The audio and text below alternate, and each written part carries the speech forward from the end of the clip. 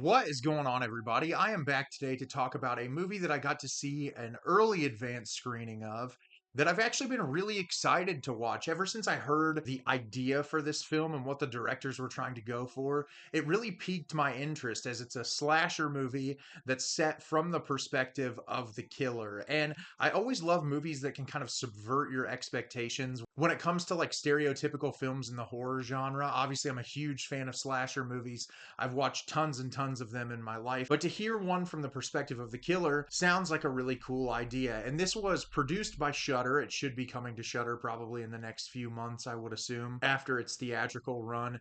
And the movie I'm going to be discussing with you today is In a Violent Nature. In a Violent Nature is directed by Chris Nash. The enigmatic resurrection, rampage, and retribution of an undead monster in a remote wilderness unleashes an iconic new killer after a locket is removed from a collapsed fire tower that entombed its rotting corpse. So I was very excited to watch this movie after I heard the initial plot description and saw some trailers for it. And my Letterboxd review pretty much sums up the way I feel about this movie perfectly. It's like Wim Wenders' Perfect Days meets Jason Voorhees, except it's not good. Unfortunately, this movie is not good at all.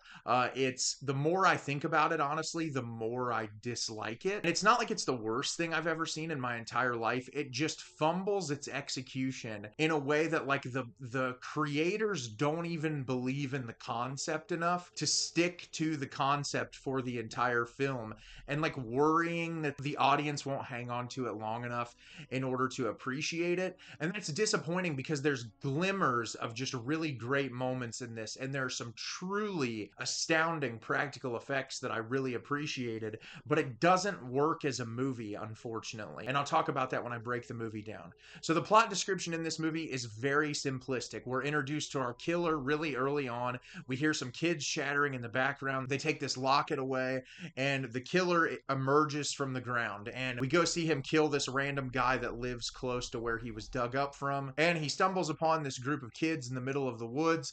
The kids give a bunch of expositional dialogue, so we learn who his character is and what happened to him when he was younger. He essentially has a very similar story to Jason Voorhees, except instead of a campground, he lived in a logging village. And so we learn a little bit of information about him, and the entire film is literally us just following this killer as he murders these kids one by one. So as I said, this movie is such a cool concept, but unfortunately, it just doesn't work as a whole film. I will start off with some positives. The cinematography in this movie is gorgeous. There is one scene that actually looks pretty bad where there's two characters in a car in a moment where they're shot reverse shot, that it does not look great, and it's completely contrasted to the way the rest of the film looks. But most of this movie looks amazing. It really captures the ambiance and the feel that the directors are going for, which is following this brute killer in these beautiful nature settings and hearing the sounds and seeing the sights of this beautiful area of the woods. The practical effects in this film are absolutely incredible. There's one kill sequence in particular that I was honestly floored at how they managed to pull it off. It was just really amazing, and it was gnarly, and it was disgusting, and it was everything that I'd hoped for. There are some scenes that the practical effects aren't as good. Like there's a scene where he's dragging around a body and it seems like he's carrying it really effortlessly, but then later he has these bodies he's moving around that seem more difficult for him to carry, but the characters don't vary in size very much, and so you kind of have to suspend your disbelief there. But like, I really like the choices of weaponry. I love the way that the killer looks. He's very similar to Jason Voorhees, especially in like how mangled his face is and all those things. You don't see his face very often, but when you do, it's really cool. They did a really nice job with it. I love the like fireman's mask that he wears. Everything about the ambiance of the killer is really great.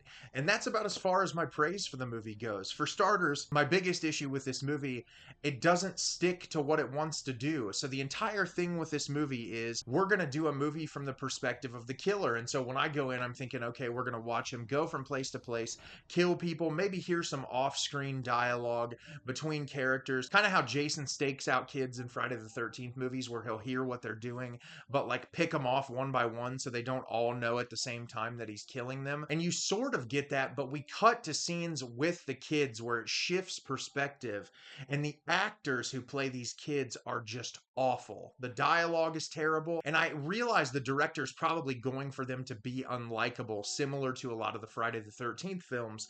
But the problem is, it is so miserable in those sequences. And they do this shot early on where they're at the campfire, and it's like a 360-degree camera thing, and it becomes nauseating after 2 or 3 minutes. It's a cool idea at first, but once you keep sticking to it, it just was really obnoxious. They introduce a lot of elements that really parallel heavily to the Friday the 13th series. They even introduce a Tommy Jarvis-esque character in the movie. And I liked what they were going for, but like I said, cutting back and forth between perspectives takes you out of this whole idea that it's following from the perspective of the killer. And it would be less annoying if there weren't so many sequences of the character just walking slowly through the woods. And I'm talking 5 to 10 minute segments, which I joked about Wim Wenders's Perfect Days at the beginning of the review because it's a guy going about his day to day life.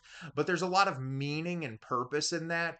In this movie, I don't really see any sort of messaging outside of like the contrast of the beauty and the innocence of nature contrasted to these horrible, violent images that you're seeing on screen. And in the third act, there's this enormous exposition dump with two characters in a car that is pretty on the nose to what I'm going for here, but it's so out of place and it's really annoying. Like, you're kind of just ready for the movie to end at that point. And there's a scene very specifically that they could have cut the movie off and it would have been ingenious and it would have been really funny and it would have worked really well, but they just keep it going and going. And it's like the last 5-10 minutes of this movie was a slog. It was just miserable. The dialogue was completely and totally useless.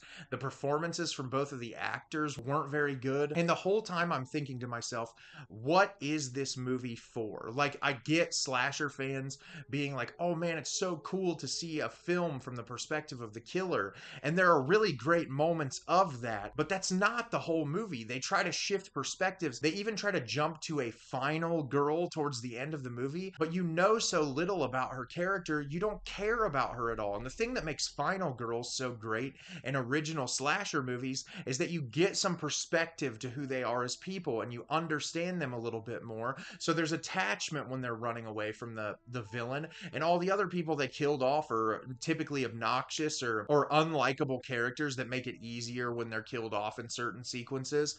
And it just felt like, for people that supposedly understood the slasher genre and that wanted to make a slasher movie, they would have done a better job researching and bringing some of those elements to life through that POV perspective. And I think just like the character stumbling on people and hearing dialogue where there are moments that are like that, where he just hears dialogue in the background, and those moments worked the best for me. But whenever we would cut perspectives to random conversations between characters, it was just really tedious slog to get through. And this movie's like an hour and 35 minutes. It's really short. And there were just so many moments I kept getting pulled out, like, stick to your concept if you're going to make a movie in this concept. And I was just left incredibly disappointed by the end, because the practical effects and the look of the killer is incredible. And I think there was so much attention to detail and it looked amazing, but the movie does not complement that whatsoever. And I would probably never watch this again. There's not enough here for me to appreciate to want to see it again.